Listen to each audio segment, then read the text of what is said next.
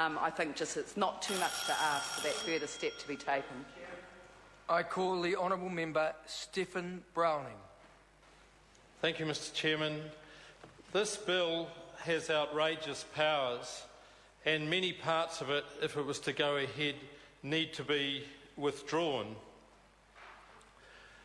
I notice one of the government members suggesting that protesters would not be caught up in this bill.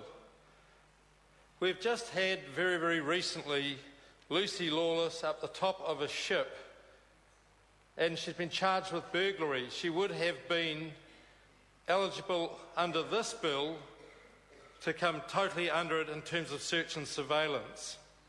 So would members of this House that have had stuff to do with, so would members of this House that have something to do with Greenpeace in the past. So would members that have something to do with her family, her friends. They'd all be open to the powers of this bill. It's good to see that false applications of this bill would be penalised. However, failing to comply with an examination or production order, as in 165 and 166, would give an individual up to 1 year's imprisonment in a body corporate, which I would imagine would be Greenpeace, something like $40,000 fine.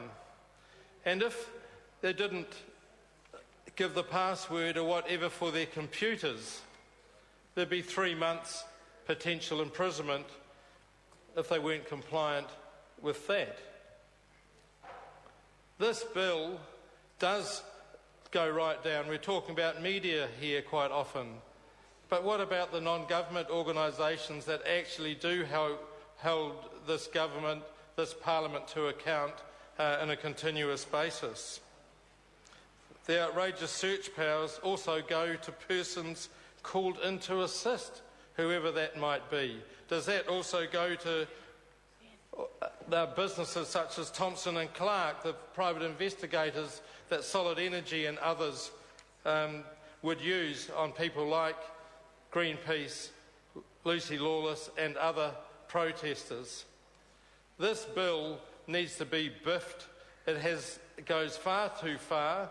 We've seen how the terrorism bill was attempted to be used. This bill comes in to try and do the surveillance that was illegal.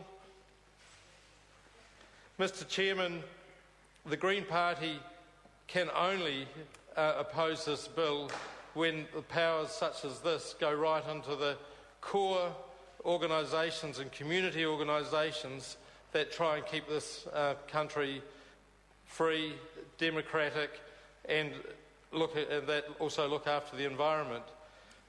So the Green Party will continue to oppose this bill as it stands. I call the Honourable David Parker. In the Green Party to oppose it, but I hope you don't do it on the basis that this would affect Lucy Lawless, because she was actually there publicly.